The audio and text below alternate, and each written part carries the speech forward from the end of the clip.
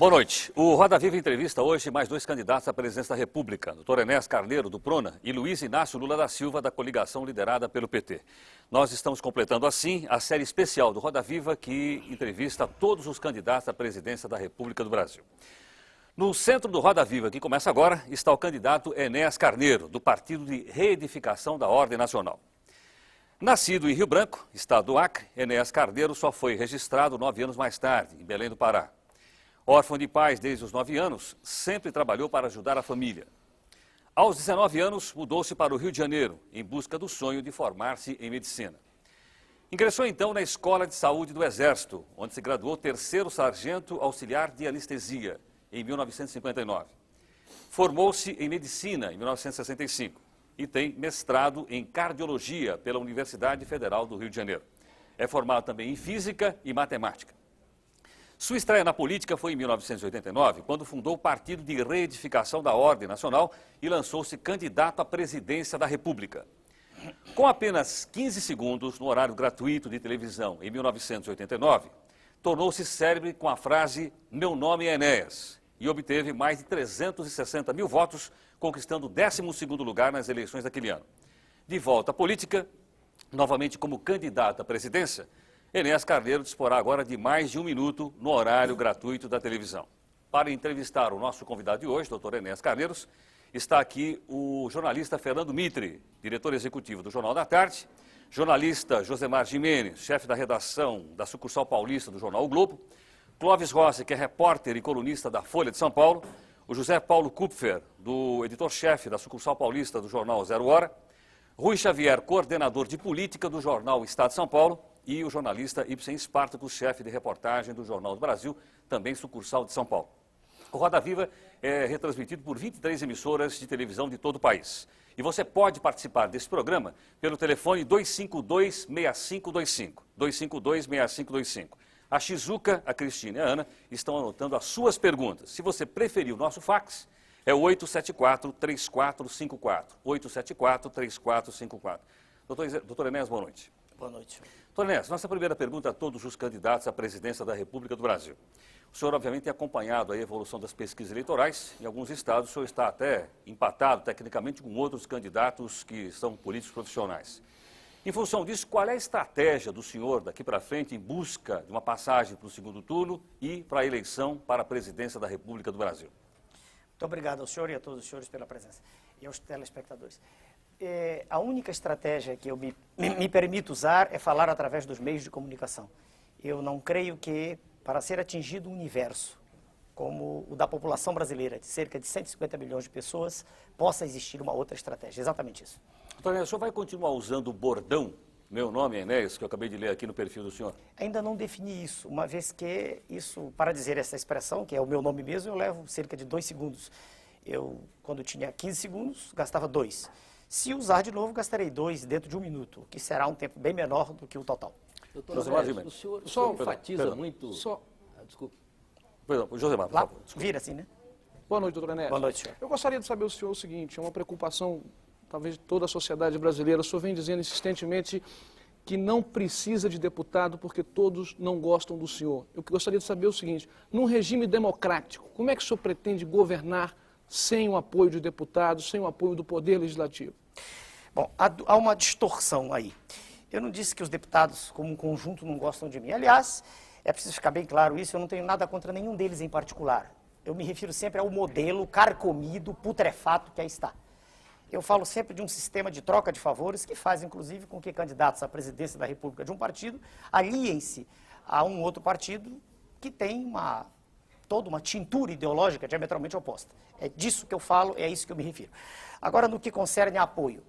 Há pouco tempo atrás tivemos um presidente da República, Sua Excelência, o senhor Fernando Collor, que foi eleito por um partido inexpressivo, que nem tinha sido fundado por ele, ao contrário de nós, que fizemos o PRONA com suor desde 89, e tomou medidas extremamente deletérias para a nação, não tinha maioria e o Congresso se curvou tranquilamente.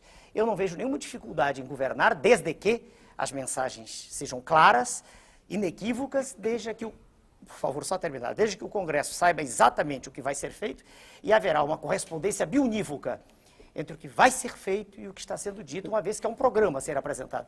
Não creio que haja dificuldade, uma vez que os senhores congressistas querem o bem da nação.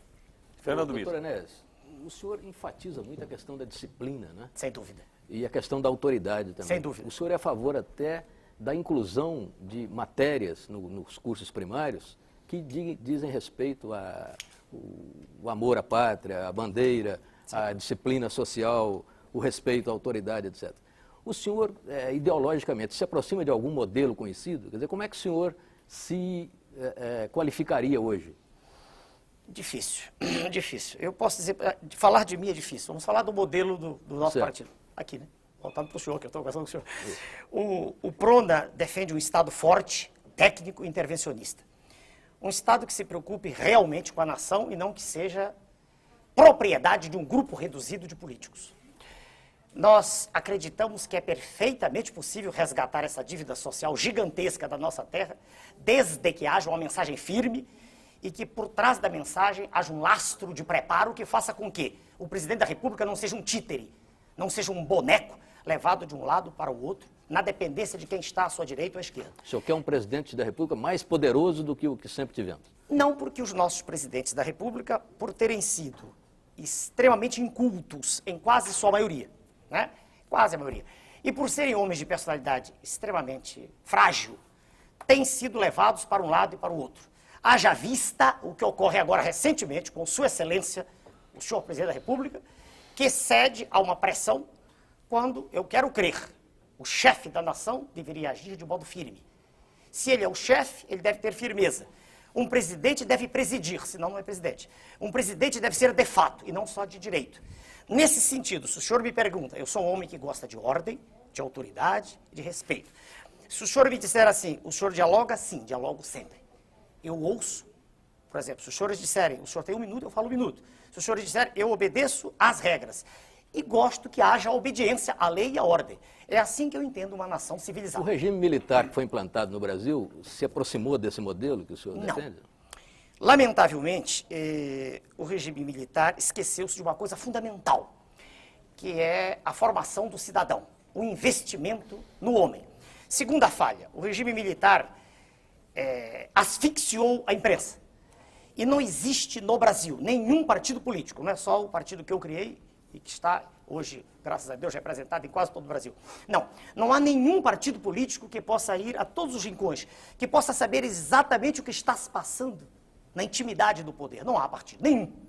Então a imprensa tem que ter liberdade para isso. E ela terá essa liberdade com a nossa chegada, sem dúvida, para fiscalizar aquilo que está sendo feito.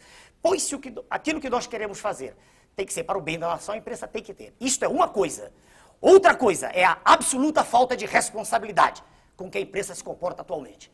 Por exemplo, cito de modo claro, na capa de uma revista aparecem as 3 figuras magnas do país. Sua Excelência o Presidente da República, Sua Excelência o Presidente do Congresso, Sua Excelência o Presidente do Supremo Tribunal Federal, vestidos como pessoas do sexo feminino, numa dança. A revista se chama Revista Veja. Eu não entendo que lucro, que vantagem a nação tem com isso. Estou sendo sincero, com a mesma clareza com que falo sempre. Então, repare, chamam-me de autoritário. Eu digo, não, eu quero ordem, quero respeito, quero liberdade de expressão, mas quero responsabilidade também.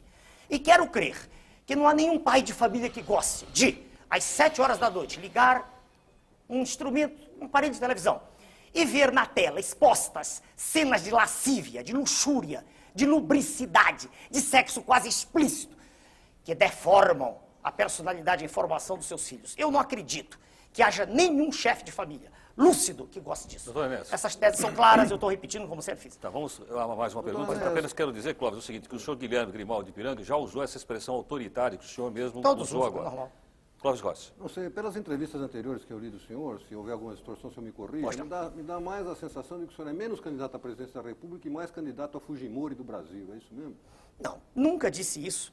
Não tenho nenhuma admiração pelo senhor Fujimori, principalmente porque o modelo de natureza macroeconômica que foi utilizado lá repete os ecos da ventania neoliberal que assola o continente sul-americano. Não tenho nenhuma simpatia.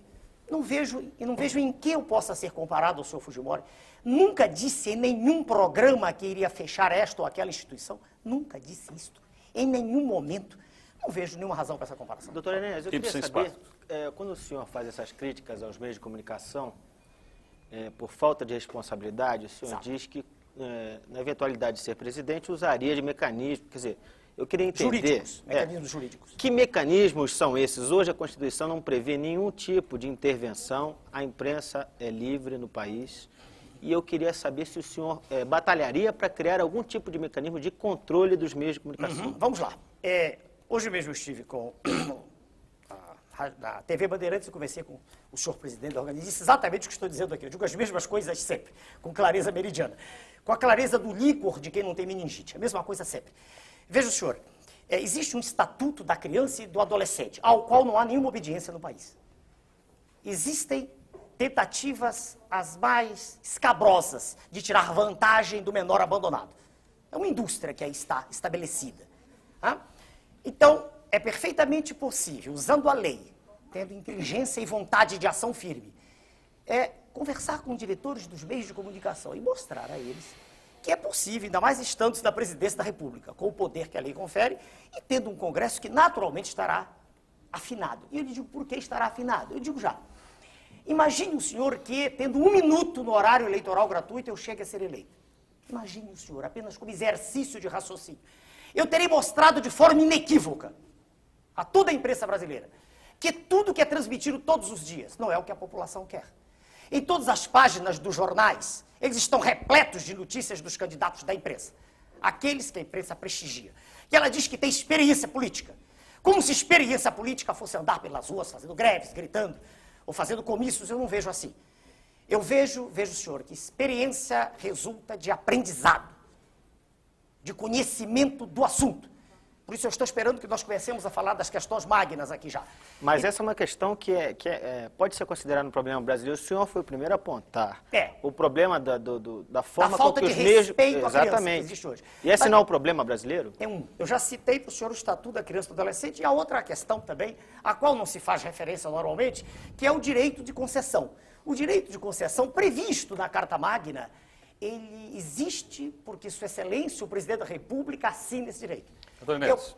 Mas eu só queria, por favor, só queria entender qual é o... emissoras que não se enquadrarem ao modelo que o senhor... Eu queria entender se é um processo de negociação, de discussão com a sociedade, negociação, ou se seria intervenção... Pois não, assim como eu estive hoje com o presidente, o primeiro de uma rede de comunicação que me convidou para conversar, e só fui porque fui convidado, tá? Jamais impus minha presença a lugar nenhum. Estou aqui porque os senhores mandaram um ofício, claro, calcado na lei, né? Mas eu quero crer que, conversando com os diretores, presidentes dos meios de comunicação, como todos são chefes de família, e apenas eles participam do processo, porque, quero crer, não há outro jeito, é uma briga por ibope, quando se ficar claro, quando não houver dúvida, quando for irrefragável a tese que existe comando na nação, e nessa história de faz de conta que aí está, sabe? Perdoe-me, essa bagunça generalizada que hoje é o Estado brasileiro, fraco, incapaz de tomar decisões, mal informado, mal organizado, com uma desordem em todos os níveis. Quando ficar claro que não é mais assim, eu quero crer que não será difícil. Pois não. Nós temos mais uma pergunta do jornalista, antes eu queria que o senhor respondesse ao nosso telespectador, José Carlos Plácido, da Vila Olímpia. Ele quer rapidamente saber do senhor o seguinte: se o senhor não passar para o segundo turno, o senhor aceitaria ser ministro de algum outro governo? Com todo respeito ao telespectador, com todo respeito ao senhor telespectador, é impossível... Fala aqui? Pois não. É impossível, senhor, que fez a pergunta, muito obrigado ao senhor, mas é impossível ser ministro de um governo inepto. Veja, o senhor que perguntou o que acontece agora com, não me lembro, o senhor Osíris, o senhor secretário da Receita. Não adianta, imagine o senhor que eu fosse, por hipótese, que aceitasse essa tese, jamais aceitarei com o modelo que aí está, jamais. Já declarei isso por escrito, em documento que está registrado em Brasília. Não quero ser profissional de política, não gosto disso. Eu quero ser um estadista, quero endireitar, quero fazer com que a nossa nação respire, com que a nossa nação possa emergir desse lodaçal em que ela está mergulhada. Como eu poderia aceitar ser ministro se, quando qualquer medida firme fosse ser tomada, imediatamente eu seria obrigado a demitir-me? Como posso eu aceitar teses de um candidato à presidência da República, que é o representante legítimo das multinacionais no país? Quem é, doutor Enéas?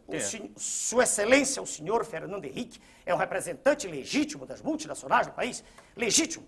É um homem que defende um processo neoliberal que estraçalhou a Argentina e temos outros exemplos muitos, mas respondendo ao senhor telespectador, eu não posso ser ministro. Veja o senhor, se eu quisesse ter qualquer cargo, eu teria sido candidato a deputado federal e sem nenhum convencimento estólido, sem nenhuma bobagem, eu teria tranquilidade de eleição em qualquer estado, em qualquer unidade da federação. Ok, Tonés, pergunta agora do jornalista Rui Xavier. Pois não, senhor. Ouvindo o senhor assim, a minha sensação é que o senhor ficou mais duro. Mais duro? Mais duro. Nos últimos, desde a última eleição para cá. Quer dizer, eu lendo o noticiário aqui, várias reportagens sobre o senhor. Posso tomar também, água aqui? Pode, à vontade. Pois não. Também me dá essa impressão, e parece que passa essa impressão, que o senhor ficou uma pessoa mais dura, mas tem aqui até algumas reportagens que diz, tem um título aqui que eu não vou conseguir localizar aqui, que diz, chegou o neofascista, o novo neofascista. Então, minha pergunta para o senhor é o seguinte, o senhor mudou? O que houve com o senhor? Quer dizer, anteriormente o senhor passava uma impressão mais simpática para... E agora está uma coisa mais dura, falando mais... Posso responder? Pode, claro, vontade.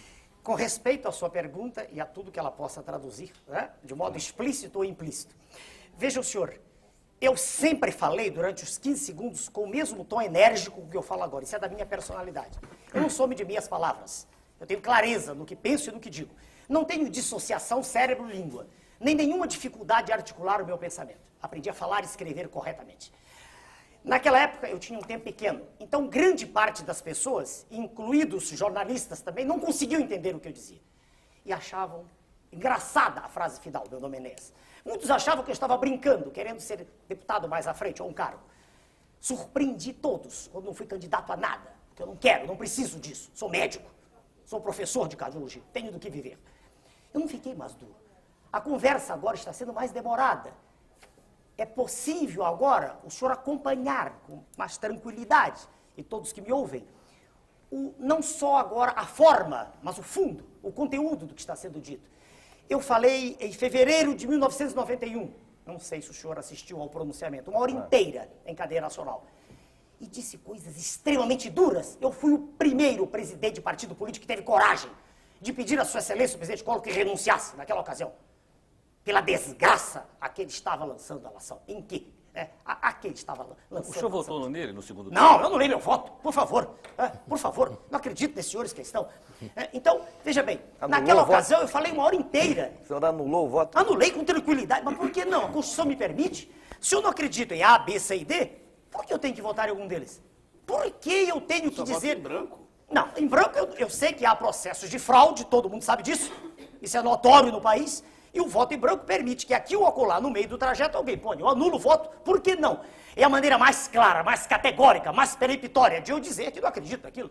Aparentemente o senhor não acredita só de A, B, C, o senhor não acredita em ninguém de A a Z, pelo que o senhor está dizendo. Depende Ninguém de quem se presta no apresenta. mundo político Aí, brasileiro. não, Só o minutinho. senhor. Então, podia inverter essa pergunta? Pode, só um instantinho para o senhor, por favor. Não, pois é, nessa Clóvis, linha. Senhor Clóvis, um minutinho. Eu não vejo no cenário que aí está. Se eu visse, eu não me teria candidatado. Perceba o senhor uma coisa. Eu não gosto do processo. Senão pertenceria a ele tranquilo, estaria a palavra que os senhores usam. Processo, exatamente o que é processo? É essa imundícia em que se transformou o quadro político brasileiro. É essa situação de vergonha que cada brasileiro tem quando chega no exterior. Eu estou falando de quem pode ir ao exterior, porque pobre não sai nem do bairro onde mora, não consegue nem pagar a passagem. Essa situação de mentira que é lançada nas telas da televisão e nos jornais todos os dias. E vou dar exemplos para os senhores, vamos falar de coisas concretas. Previdência, que é uma farsa. A maioria das coisas que são apresentadas é falsa. Quando se diz que existem 2-1, isso é mentira. Misturam-se os homens da cidade com os homens do campo. A relação na cidade é quase 4-1.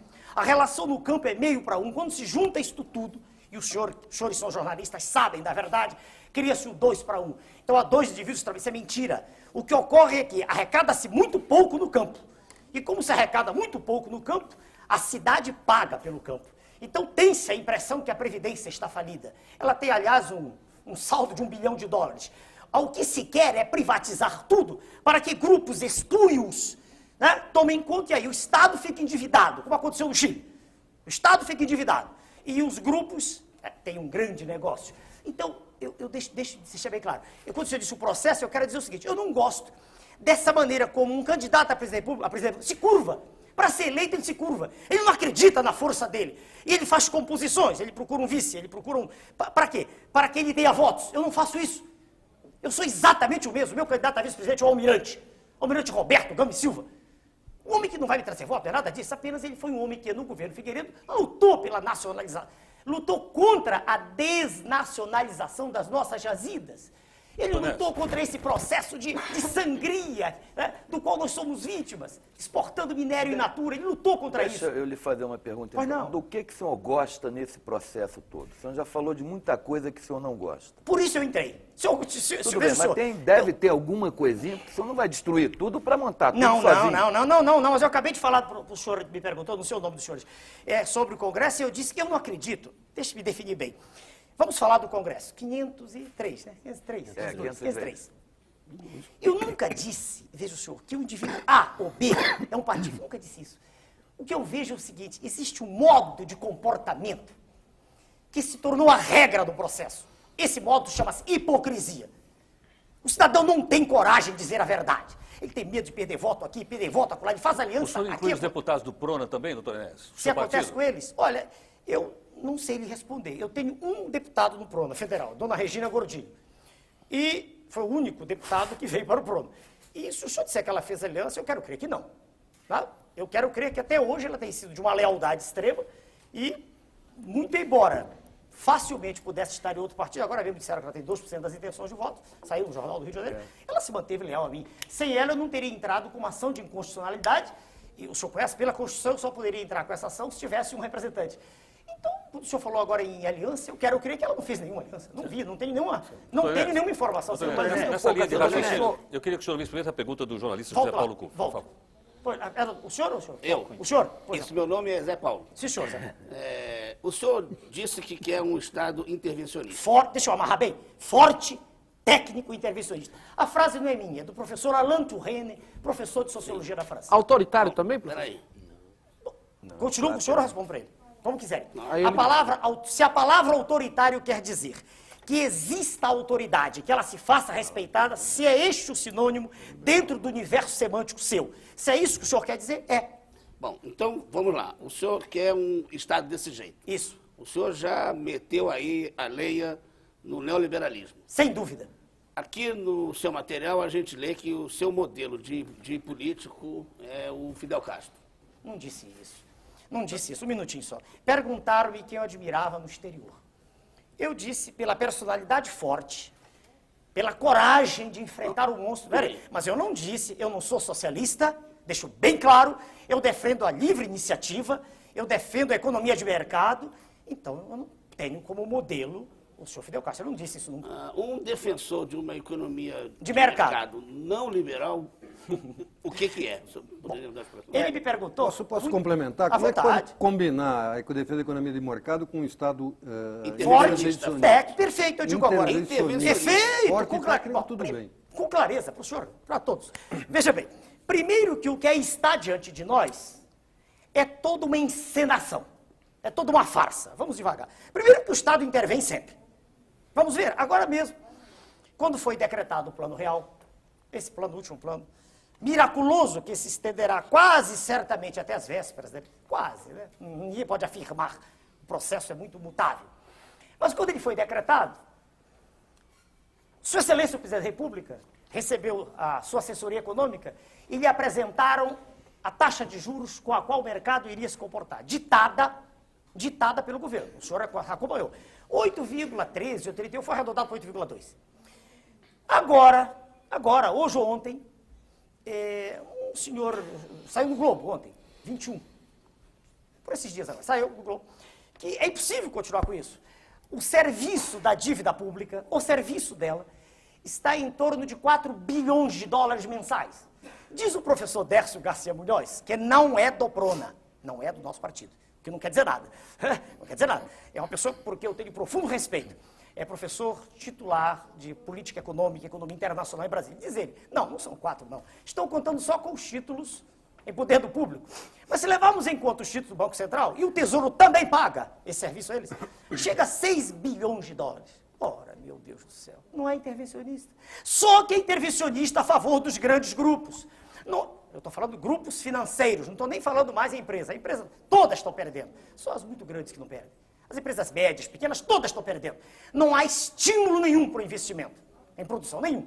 Então, quando eu digo intervencionista, eu digo isso com firmeza, querendo dizer o seguinte, vai intervir mesmo contra esse monstro cuja cabeça está lá fora, no G7, não sei qual deles. É um conjunto, o senhor sabe, harmônico que funciona ali no norte, né, da Pax Borealis.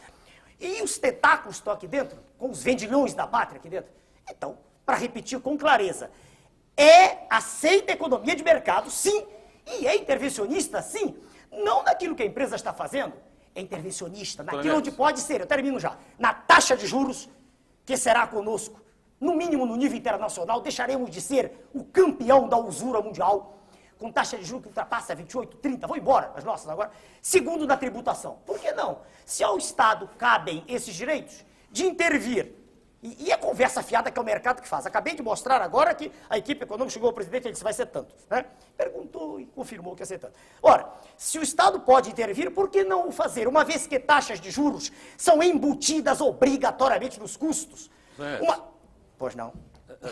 Os telespectadores estão insistindo em Claro, fazer perguntas do senhor e eu estou aqui representando. Eu ia desenvolver o assunto. Pois é, nessa linha de raciocínio, o senhor Ernesto Liviano de São Paulo, o senhor Marcos Vinhares querem saber em resumo o seguinte, afinal, o senhor mantém ou o senhor muda o plano real se for eleito presidente da República do Brasil? Pelo amor de Deus. Para onde eu viro? Telespectador?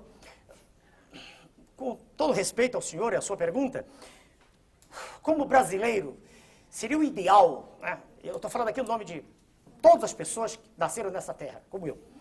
Seria o ideal para nós que der certo. A situação do nosso país é de trazer lágrimas aos olhos. Qualquer brasileiro sente tristeza de ver o que está acontecendo. O poder aquisitivo foi levado lá embaixo. Qualquer pessoa com o mínimo de lucidez intelectual percebe que o poder aquisitivo caiu fragorosamente desde a primeira etapa do RV, até a última etapa. Quer dizer, claro que como brasileiro eu gostaria que isso desse certo, mas é impossível dar certo. Primeiro que é impossível dar certo... Doutor Ernesto, desculpe, mas que evidência o senhor tem que o poder aquisitivo caiu da URV as para cá? notas, o desafio é feito assim como eu fiz o desafio sobre voto, quando perguntaram sobre quanto eu tenho de voto, eu convidei um senhor jornalista, o senhor Marcelo, do Jornal do Brasil, e disse, o senhor quer ir à rua comigo? O senhor quer escolher a esquina? Como é que o senhor explica, então, que nas pesquisas mais de 70% dos entrevistados apoiam o plano? E até entre os eleitores dos maiores adversários do Fernando Henrique? Fui eu quem mudou o fio. Eu estava falando de mim. Assim como eu tenho a prova hoje de que não é exatamente a realidade, que os dois, três não são exatamente a realidade, há um pouco mais, né, esses que apresentam. Assim também eu tenho certeza, o indivíduo apoia porque ele está iludido. Ele olha para a moeda, ele vê uma moeda pequenininha, que não valia nada a pouco, e ele sente, puxa, meu dinheiro está valendo. O senhor mesmo disse, não valia nada a pouco, agora vale. Exato, mas é verdade. Então isso é positivo em si? Sem dúvida, do ponto de vista de máscara... Então o senhor já descobriu alguma coisa de positivo Mas no plano? espera aí, se é positivo enganar o público... Mas isso é enganação? É. O senhor acabou de descrever que o povo agora tem uma moeda Não, a que vale. moedinha na mão escute, Que vale, disse a que antes moeda não no valia. sentido do termo macroeconômico, por certo, favor. eu sei. A moedinha vale. Peraí. Antes não valia. Não valia nada. Porque... Então melhorou. Espere. Mas é falso porque o que é mais importante não é aquele valor dela, nela, íncito a ela, próprio dela. É o poder de troca, é o poder aquisitivo. E ele não existe. Mas se mantém. Não diga isso, por favor, Doutor senhor. Enéas. Por favor, o poder aquisitivo caiu. Doutor Enéas. Eu não trouxe aqui, mas é possível provar isso. Qualquer pessoa que saia com dinheiro na mão para comprar agora e o Mas faça... há uma contradição em termos do que você está dizendo. Quer dizer, antes havia um dinheiro que não valia, agora há um dinheiro que vale. O dinheiro que vale é aquele que compra. Espere, devagar. O que não vale é o que não compra. Por favor, eu preciso responder para haver clareza. Uma moeda, aquela moeda de metal, aquilo que é simbólico, antigamente, ela não existia porque estava tudo fragmentado. Hoje, esse centavo, ele vai de... se o real é 2,7... Vale mais de meio dólar. Exato. Mas eu quero dizer que o que essa moeda pode comprar é menos do que os 2,750 podiam. Isso é que eu quero dizer. Entenda-me. A moeda em si, ela vale 2.750, digamos R$1, 2.750. Só que ela compra muito menos do que os 2.750 compravam. Esse Mas, doutor Enéas, o senhor acha então que a população é tola o suficiente para... A população é como é natural em todo e qualquer grupamento humano, ela se deixa levar por um processo colossal de anestesia. É natural isso. Doutora Só Neves. que isso passa. Doutora Essa Neves, anestesia, um minutinho. Essa anestesia ocorre em todos esses movimentos. É natural isso. Essa anestesia ocorre todas as vezes que os meios de comunicação, de modo maciço, apresentam uma ideia. Isso é Doutora natural. Neves, a dona Maria Helena Prenhorato, nossa telespectadora, quer saber quem é o ministro da Economia do senhor. Com quem é que o senhor vai nomear para o Ministério da Economia? Ora, isso respeita a senhora. Na área econômica, hoje, eu tenho duas pessoas que me ajudam muito. Um é um membro do partido, do PRONA. É um professor da Escola Superior de Guerra, Dr. Marcos Coimbra, titular de análise quantitativa da Universidade Estadual do Rio de Janeiro. Estou me dirigindo para a tela, né? E a outra pessoa não é do PRONA, eu citei antes, é o professor Dércio Garcia Munhoz, por que eu também tenho muito respeito. Mas eu não tenho compromisso com nenhum dos dois de dizer que um deles é o ministro. Em nenhum momento, não há esse compromisso estabelecido. No decorrer do processo, pode ocorrer de um deles dizer, não, doutor Enéas, é melhor escolhermos uma outra pessoa, eles mesmos. Isso para nós, do PRONA, não é fundamental, nós não estamos trocando cargos. Eu, por exemplo, o senhor perguntar sobre o ministro da Saúde, tem um número enorme de médicos. Eu dei aula para mais de 20 mil médicos. É facílimo escolher alguém. Isso não é preocupação nossa, né? Não é. Doutor Enéas, nós vamos fazer um pequeno intervalo e nós voltamos daqui a pouco com nossa sequência do Roda Viva Especial, entrevistando o doutor Enéas Carneiro, que é o candidato PRONA à presidência da República. Nós voltamos já já.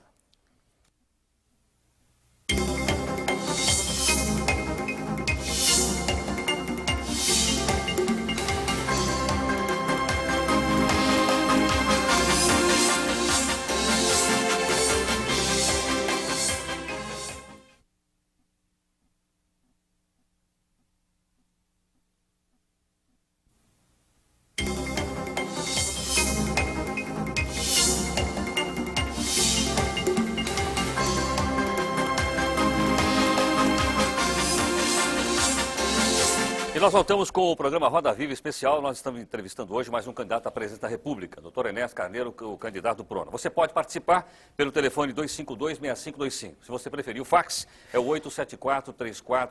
Doutor Enéas, eu gostaria que o senhor me confirmasse o seguinte. O jornal o Globo, no dia 12 de maio, publicou uma expressão atribuída ao senhor. Eu gostaria de perguntar ao senhor se ela procede ou não. Ele diz o seguinte, que o senhor teria dito que a classe política brasileira é representada pela escória da sociedade. Sem O dúvida. senhor disse isso? Disse com os mesmos termos. Então, que eu a quero respeitosamente perguntar ao senhor o seguinte, o senhor se inclui nisso? Não, por isso não quis ser candidato a nada. Quando eu disse escória, eu quero dizer o seguinte, é difícil, claro que há exceções em todos os níveis, em todos os meios, mas é difícil o senhor encontrar no cenário político um cientista, um homem que tenha dedicado sua vida à ciência. Geralmente ele sente repugnância pelo processo. E por que ele sente esse sentimento específico? Porque se criou toda uma imagem, que é a imagem das ruas, não é a imagem da imprensa, é a imagem nas ruas, de uma aversão pelo político. O político geralmente é vaiado, o político geralmente é alguém para quem se olha assim, cheio de vida fácil. E quando a gente acompanha todo o processo, a gente vê que, na maioria das vezes, na esmagadora maioria das vezes, o sujeito se aproxima para tirar vantagem. Ele se aproxima porque ele fracassou na vida profissional.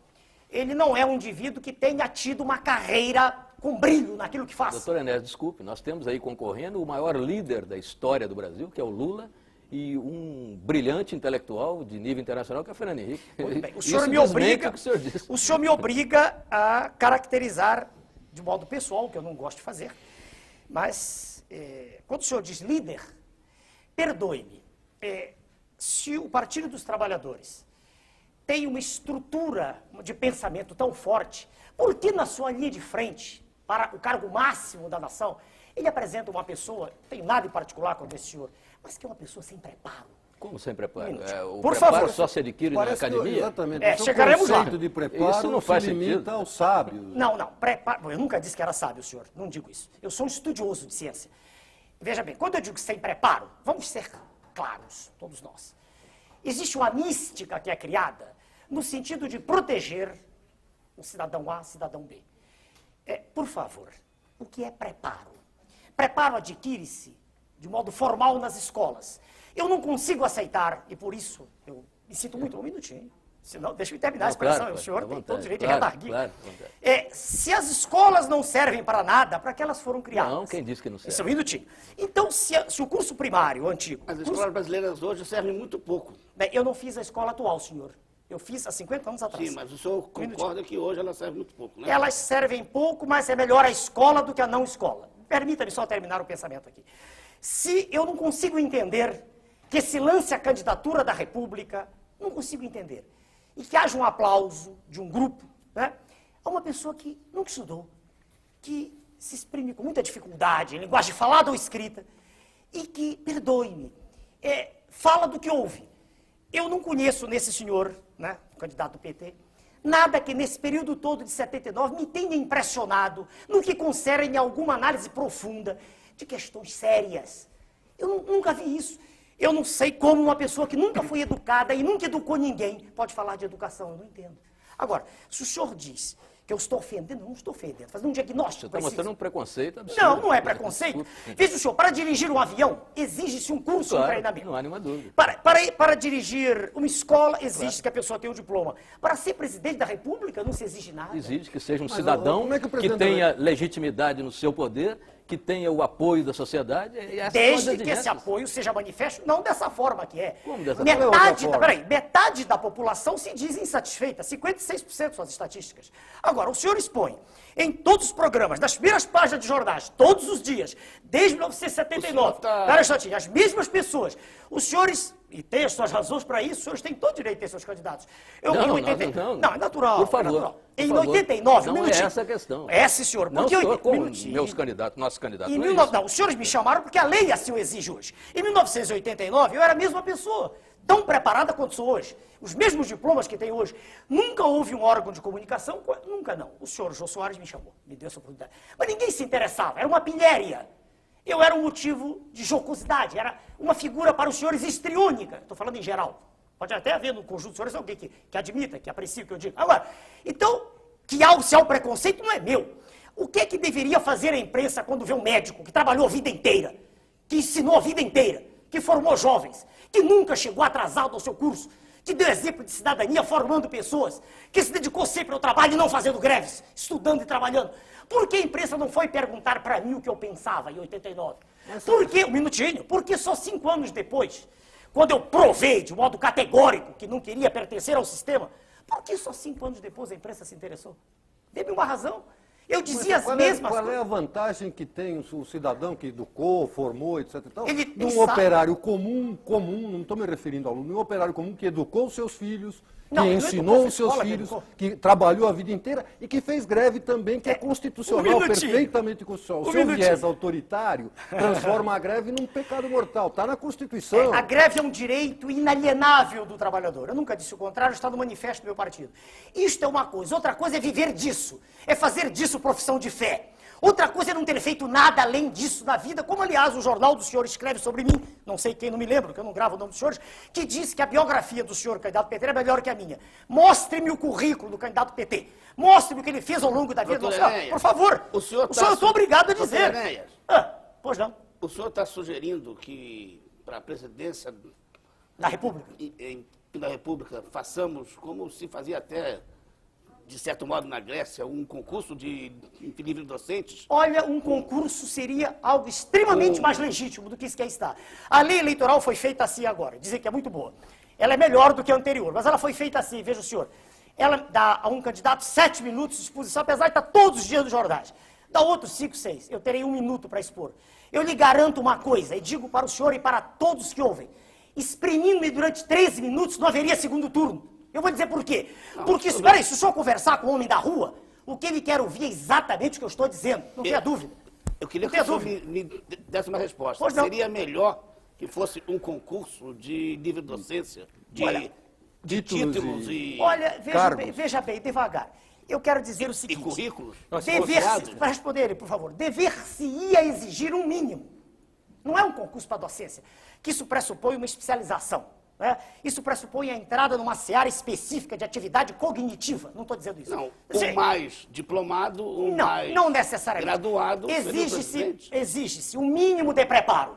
Mínimo. Segundo, Preparo formal de faculdade. formal. Eu não conheço preparo, veja o senhor, a não ser, é claro, isso é raro, a gente encontra o autodidatismo, que eu fiz em algumas disciplinas.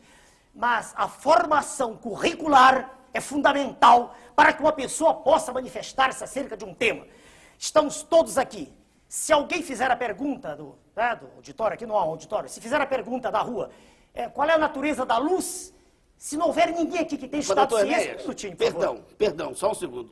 O senhor está desse jeito, e se vamos pensar só para pensar, ir para um certo extremo, impedindo que o povo vote. Quem Ele disse não isso? tem preparo Eu não disse isso. para opinar sobre assuntos dessa Eu não natureza, disse isso, doutor eu não Enéas. disse que... Veja, senhor, se eu não Sim, mas o aceito... senhor disse exatamente isso. Não, eu falei de quem vai dirigir. Veja, Não, senhor... mas quem vai escolher também tem que estar preparado Não. para uma missão O raciocínio leva a isso. O raciocínio leva a leva isso. isso, doutor. raciocínio. Não, doutor não Enéas. disse isso. Veja o senhor, para o Só cargo... votariam os homens bons, aqueles com certo nível de preparo. não disse para República isso. sensitável. É natural que os senhores pensem assim, e é natural que os pontos de vista sejam diametralmente opostos. Claro, eu respeito. Mas eu não disse isso. Eu disse o seguinte, primeiro que a discussão não leva a nada, porque a Constituição aí está e vai ser como ela determina.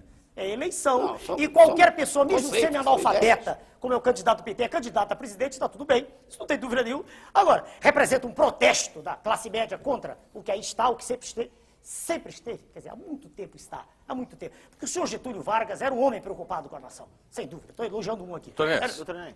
eu queria abrir- Getúlio eu queria Vargas e abrir- Fidel Castro já são dois ditadores. Bom, se o senhor elogiados. se o senhor quer olhar sob esse prisma, se para o senhor é extremamente elogiável um presidente que é um boneco, se o senhor gosta disso, eu respeito sua tese. O que está nos seus esquemas, eu não penso assim. Doutor Dê-me o direito de pensar diferente. Não, lhe dou o direito. Eu exato. só quero que o senhor diga. Não, mas- Então, vamos voltar à pergunta do Fidel Castro. O senhor disse que não era bem assim. Mas não é assim por causa do Qual é o socialismo. seu modelo? Qual é o seu modelo de estadista, vai? Estadista, vamos Do devagar. presente ou do passado? Do passado. Vamos para homens de personalidade forte que me impressionaram.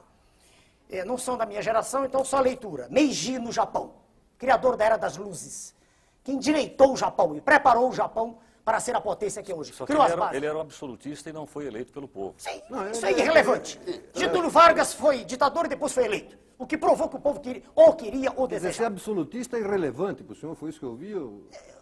Quando o senhor diz absolutista, precisa ter Não, cuidado. foi O ele senhor que volta a Luís XIV. Não, é a Né? história do Japão Não, que diz. Pois é, então. Não, eu estou citando homens que têm coragem de agir contra o poder constituído, contra esse sistema apodrecido que faz com que uma terra que é a mais rica do planeta, uma terra que é abençoada no seu subsolo, que tem a maior riqueza de água potável do planeta. Doutor Enéas, Peraí, doutor- que não, faz com que doutor essa Enéas. terra esteja mergulhada nesse processo Doutor Enéas. há muito tempo e não saia dele, Doutor não Enéas, tem a possibilidade de doutor sair. Enéas, já que o senhor tocou na questão da terra, eu gostaria que o senhor voltasse ao programa do senhor e o senhor respondesse ao senhor Ivan de Souza, de Jacareí, no interior de São Paulo. Posso tomar água? Qual é o projeto do senhor sobre reforma agrária?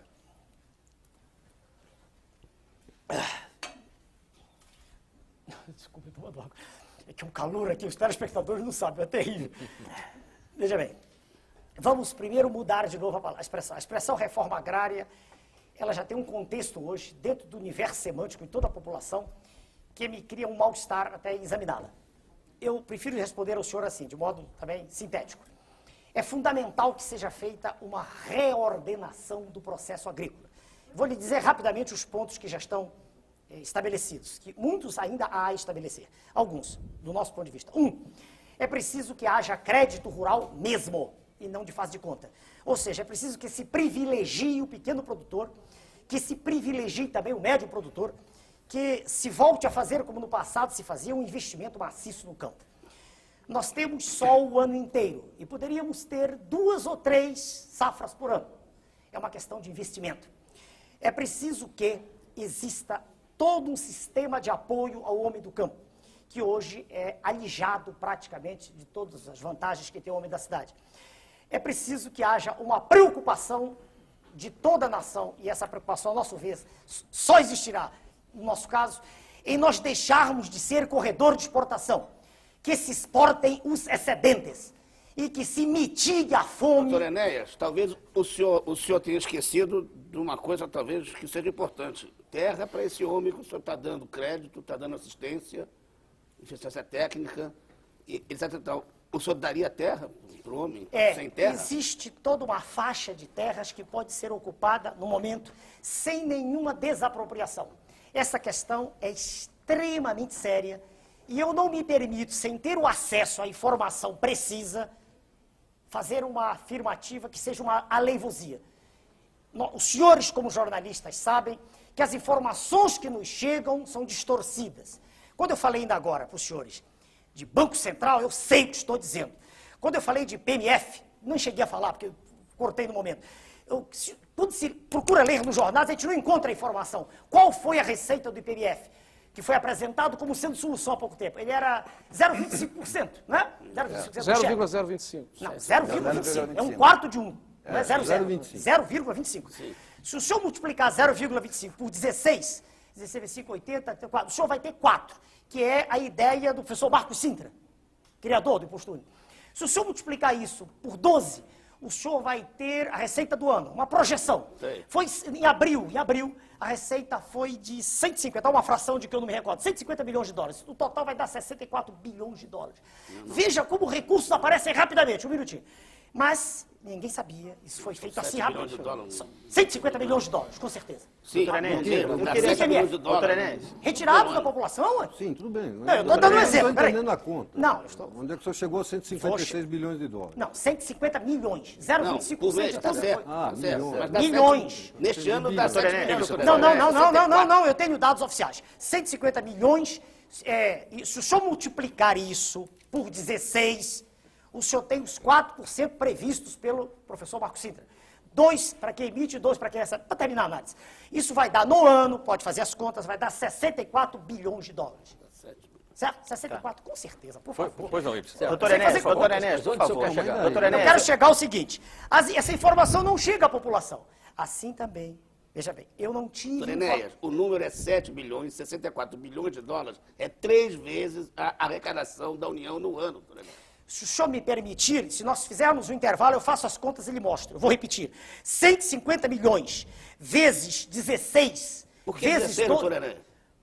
Porque a alíquota é 0,25 e a proposta do professor Marcos Sintra é 4%, meu Deus. É 2% para quem emite, O que 2%. tem o Marcos Sintra com isso? Ele não- Porque ele é o criador da ideia do imposto único. Mas não que foi distor- o imposto dele que foi... Ah, mas foi uma aplicado? distorção. Esse IPMF é um faz de conta do imposto único. Que é isso? Como não foi? O IPMF foi uma percepção primeira da realidade para que depois se aplicasse o imposto único. Doutor Como- Enéas, é o seguinte. Eu só terminar o negócio da terra.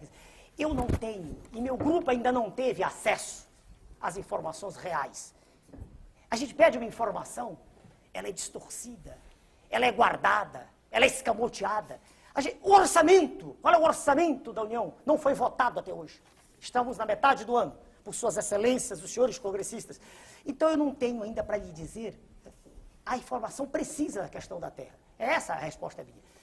Pode ir. Bom, Doutor só Enéas, eu para queria dizer, saber do Ibsen, senhor- por favor, que o senhor acabou de responder, doutor Enéas, a pergunta do nosso telespectador, o senhor Agostinho Ferreira Filho de Moema. Pois não, Ibsen. Doutor Enéas, Ah, por pois favor. não. Eu gostaria de saber se o senhor acha necessária uma reforma na Constituição e se o senhor a faria dentro do Palácio do Planalto ou a negociaria com o Congresso. Olha, a Constituição tem muitas coisas. Tudo que se apregou aí para mudar a Constituição, para mim não faz o menor sentido. A maioria das coisas. Por exemplo, minério, subsolo. Não vejo razão nenhuma para isso. Pelo contrário, as empresas ditas nacionais são apenas a vidraça de grupos poderosos multinacionais que estão por trás. Então, não vejo. Para mim, são lobbies gigantescos para desnacionalizar cada vez mais o Brasil. Não é? Bom, segundo, monopólio. O nosso partido é totalmente favorável ao monopólio do petróleo, das telecomunicações e seria também do aço. Só que o aço não adianta mais, já venderam. Agora, se o senhor perguntar por que, eu também respondo. Quem detém petróleo, detém energia. Quem tem energia, tem progresso. Tem progresso, tem desenvolvimento, tem investimento, tem produção, tem emprego. Ora, abrir o monopólio, quer dizer, desfazê-lo, o senhor dirá, não, mas são empresas nacionais. Não necessariamente. Pode ocorrer o mesmo que ocorreu com mineradoras.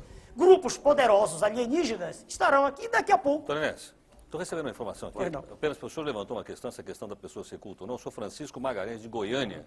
Em Goiás, pergunto ao senhor o seguinte. O que o senhor faria com o atual primeiro-ministro da Inglaterra, o senhor John Major, que só tem o 2º grau?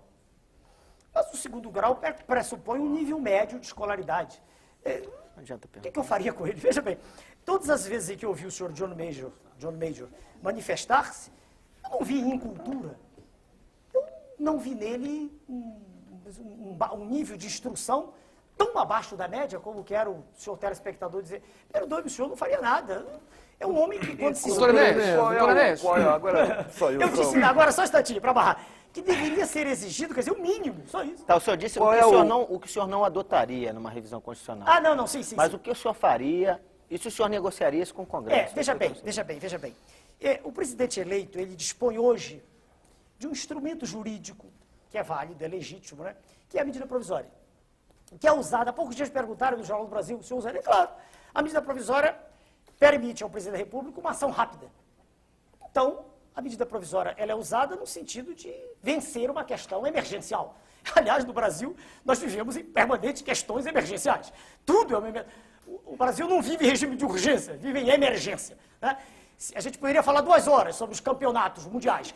O Brasil é campeão do mundo em doença de Chagas, tripanossomose americana, é campeão do mundo em esquistossomose mansônica, campeão em doença de Chagas. O senhor Carlos Chagas falava nisso no início do século. Bastaria acabar com as casas de pau a pique e nada se fez durante 60 anos. Quer dizer, então, eu tenho a impressão, de novo, que os senhores congressistas serão, já disse e repito, extremamente simpáticos à tese de reedificar a ordem nacional, uma vez que eles são legítimos representantes do povo. Doutor Enéas. Parece que a maior parte dos congressistas tem curso superior, não tem? Não sei lhe responder. Doutor Enéas. O que o senhor acha que precisa para o Congresso? Uma vontade.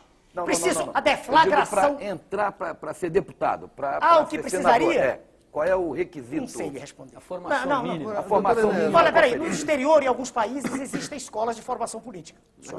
Aqui também tem. Peraí, por favor, vamos devagar. O senhor vai me dizer que os congressistas que aí estão fizeram escola de política? Não disse isso. Perdão. Eu disse que tem escola de formação política. Se os congressistas fizeram... Tudo bem. Não, então é porque... Eu só queria entender o seguinte, ao longo do programa o senhor chamou os políticos de escória... Não, pertence à escória. Pertence, tá bom. Pelas atitudes que vêm a público. Tá bom. Eu não os conheço pessoalmente. Eu só queria terminar a pergunta. Pois não. Desculpe, Bom, Elias. políticos, o senhor já esculhambou à vontade. A imprensa dedica-se à luxúria e a fazer a pregação do que o senhor acha que são os candidatos dela à imprensa. Mas os eu técnicos acho... do governo... Espera um pouquinho, só terminar a pergunta. Os técnicos do governo só negam informações, o senhor não consegue... esconde, mistifica, etc. Tal. As pessoas sem o mínimo de educação formal, que no Brasil são a maioria, não deveriam, enfim, ter acesso a qualquer cargo político, público. Além do senhor, quem mais presta no país, doutor Enéas? Mas que maneira inteligente do senhor me lançar contra a população. Veja bem, uma maneira extremamente inteligente, que o caracteriza o que eu vejo nos seus escritos, quando vez por outra leio, aliás, escritos interessantes no seu jornal. Veja o senhor, eu não fiz nenhuma apologia aqui, veja, de ser eu a única exceção. Eu disse no quadro de candidatos à presidência da República. Vamos botar um ponto exatamente em cima do i. No que está, no que chegou como candidaturas à presidência da República, eu não vejo nada que me impressione, por favor, para ser claro. Eu não disse que não há indivíduos. O senhor quer saber onde há um número enorme de indivíduos de valor, gigantesco, fora da política? Nas Forças Armadas. Fora da política, não necessariamente. As Forças Armadas têm indivíduos de valor, o senhor não gosta delas, é um direito que o senhor tem. Mas há indivíduos de valor... Não, é evidente, eu leio alguns dos seus escritos, não leio todos que não tenho tempo. Mas veja bem, há uma reação natural dos senhores, porque os militares se caracterizam por uma coisa chamada ordem, disciplina, respeito, coisas de que eu gosto também. Agora, mas nós não, nós queremos a desordem. Olha, os senhores, perdão, de novo, os senhores, a imprensa, ela se caracteriza e ela vive, ela se nutre do escândalo, perdoe. Médicos, colegas meus, fazem trabalhos extraordinários no Brasil. Isso não é notícia.